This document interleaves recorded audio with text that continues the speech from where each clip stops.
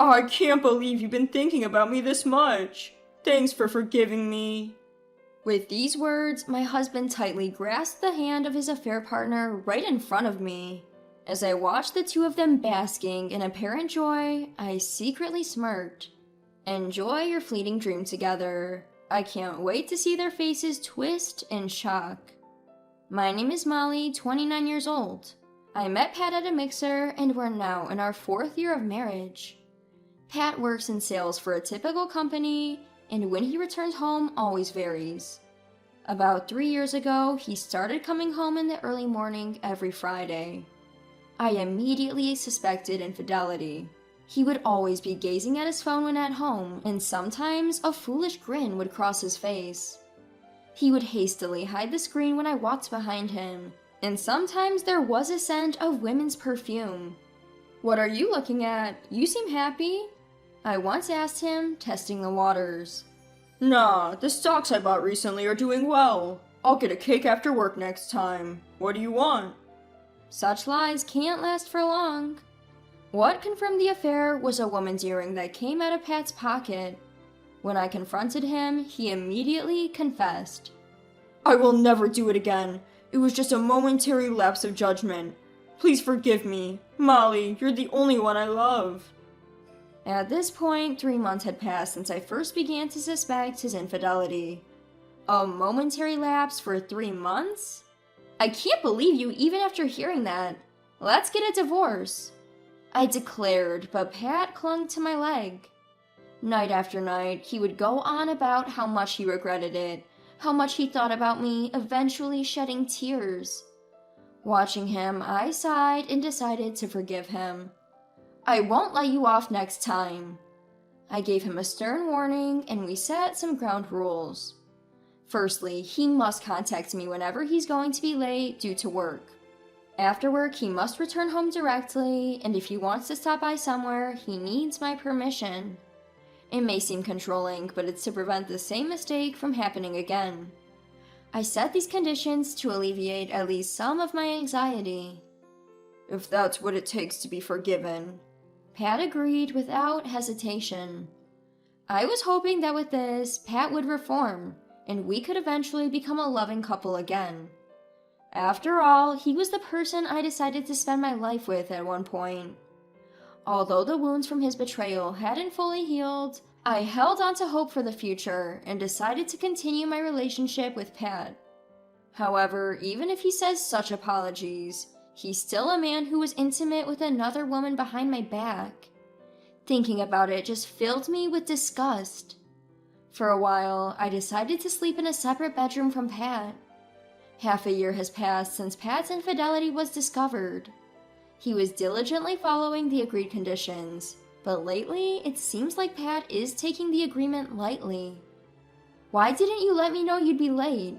We agreed you would tell me when you'd be late, remember? I questioned him when he arrived home at dawn. Pat let out an exaggerated sigh and retorted, Do you really expect me to inform you every single time? Sometimes the conversation gets interesting, and before you know it, time has flown. How much control over me do you need? We're a couple. Shouldn't you trust me a bit more? Honestly, who does he think he is, saying something like that? He was the one who caused all of this. Have you forgotten what you did? You were the one who agreed to these conditions, weren't you? If you can't stick to them, you're breaking the rules, right? If you can't keep your promises, I'll have to reconsider our relationship. Upon hearing this, Pat, who had been looking down on me with such confidence, suddenly looked uneasy. Reconsider? What do you mean? I mean considering separation or divorce. After all, while I forgave your cheating, I haven't fully trusted you since. If you betray my trust again, I'll consider separation or divorce. At that, Pat clung to my leg, just like the first time, apologizing. I'm sorry. I'll keep you informed. I can't live without you, Molly. Please, don't say such things. If that's what you think, prove it with your actions. I replied coldly and headed to my bedroom. Since then, Pat has been diligent about keeping me informed. While he often comes home late, it seems he has made a good impression on his clients and gets invited to their drinking parties quite often. I have another drinking party today. We're close to sealing a deal. You go ahead and sleep. Reading the message from Pat, I let out a sigh. Maybe if he's going to be late, I should take a detour on my way home. I'm curious about some new cosmetics, and it could be a good diversion. It had been a while, but I decided to go to the department store after work. On my way to the department store, I happened to spot Pat. He was walking arm in arm with a woman, looking quite comfortable. That woman, there's no mistaking it, she was the woman Pat cheated on me with. When I confronted him about his affair 6 months ago, I had him delete all her photos. And there she was, standing next to Pat. He had been talking about his clients and contracts so seriously, and yet here he was, cheating again. What was all that effort for? If he likes other women so much, he might as well just go be with them. My emotions were all mixed up, my body shaking uncontrollably. I need evidence. Next thing I knew, I was taking pictures of my husband's infidelity with my smartphone. I lost any desire to shop and decided to go straight home. The next day, Pat came home in the morning as if nothing had happened. I got carried away talking with clients last night. We were drinking till just now. Listening to their stories is exhausting. I'm gonna take a shower and lie down. I see. He had been out having a good time till morning. Of course he must be tired. From the bathroom, I could hear his cheerful humming. As I listened, my anger, which had been building up, reached its peak. Thinking he could live as he always had, betraying me twice? I will make this utterly selfish husband understand. A week later, as soon as he got home, Pat approached me. Hey, are you okay today? Absolutely not. Don't touch me. When I pushed his hand away from my waist, Pat distorted his face in a split second. Enough already. Do you have any idea how much I'm holding back? He hit my cheek with the hand I had just pushed away. Unbelievable. He was not only cheating, but also getting violent. I shouldn't have forgiven him back then. Overwhelmed with regret, I felt tears welling up in my eyes. But now is not the time to cry. In my pocket, a voice recorder that would serve as evidence was running. You're not holding back at all. If you want to do it so badly, why don't you do as much as you want with your mistress? When I shouted like that, Pat's eyes widened in surprise. You think I haven't noticed? I know everything. What? What are you talking about? Your favorite Anna should be arriving soon. At the same time, the house's doorbell rang. Pat's face turned pale at the sudden appearance of his mistress. In fact, I had been in contact with Anna during the week. The moment she learned I was Pat's wife, she grimaced as if annoyed, but she immediately smiled when I said, I'm going to divorce him. I thought you would hold on longer, but you're surprisingly easygoing, huh? Let's sit down and talk, the three of us. That's how it happened, and I had told Anna to come here at this time today. As soon as Anna appeared, she said, We can finally be together, and quickly wrapped her arm around Pat's. Hey! It's okay, your wife knows already, and we finally agreed, so it's fine. Everything is set? That's right. I interrupted the two's conversation. I can't be with you anymore. Anna will be the one to support you from now on. Lucky you. He had a complex look on his face and was alternating his glances between me and Anna as he said, But, are you sure? But you... It's not about what's good or not. This is the best way for everyone to be happy. Pat seemed to be hesitating for a while at my words, but he seemed to have made up his mind as he nodded strongly. So, you were thinking about me all this time. Thank you, Molly. I'll live with Anna. Thank you for understanding.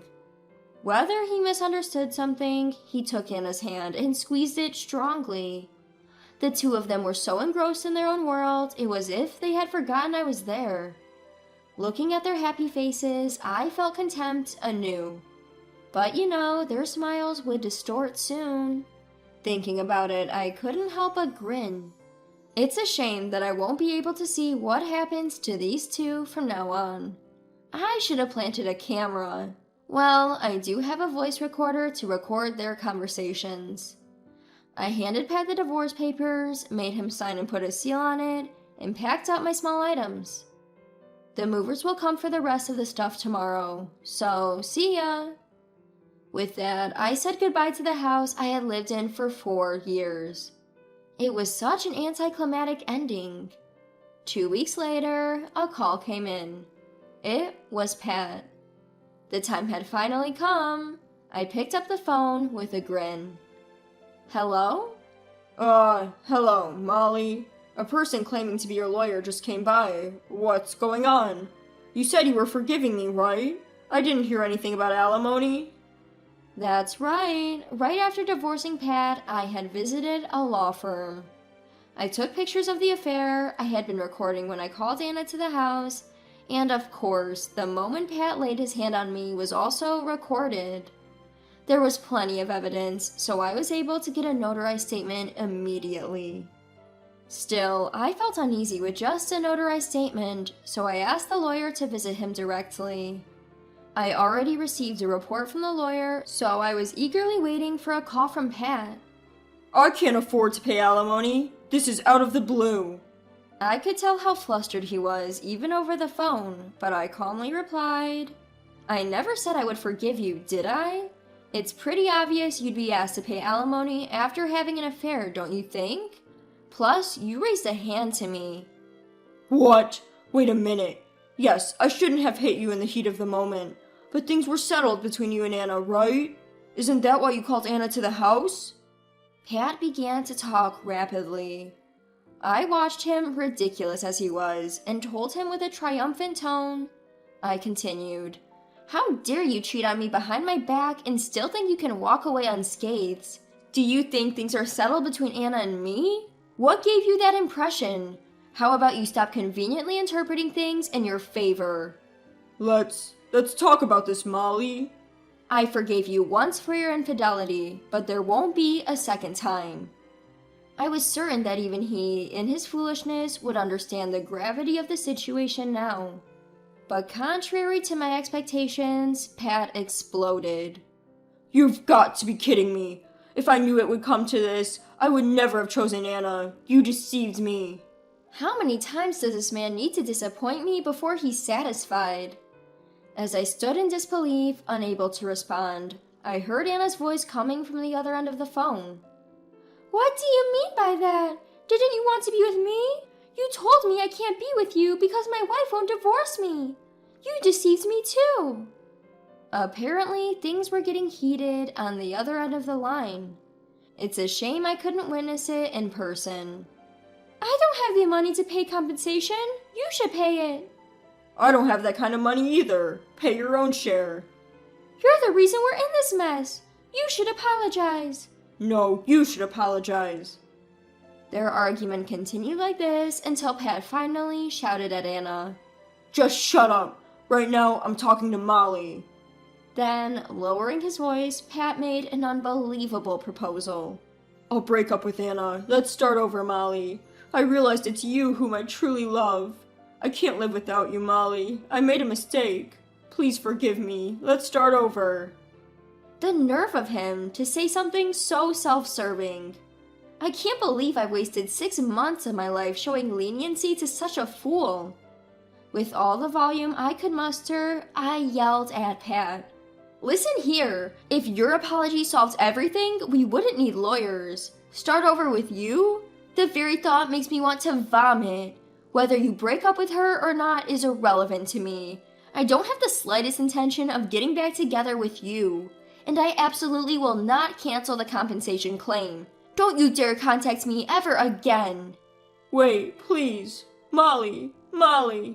He kept calling out my name, but I simply hung up the phone. Several calls came in from him after that, but I ignored them all.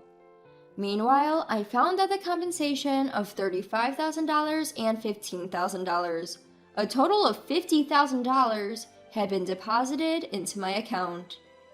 According to my lawyer, Pat and Anna got into serious trouble and even ended up involving the police.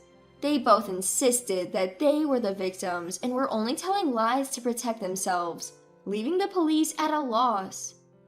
In the end, they paid me the compensation, but it seems they're both trying to get the money back from each other, even going as far as filing lawsuits against one another.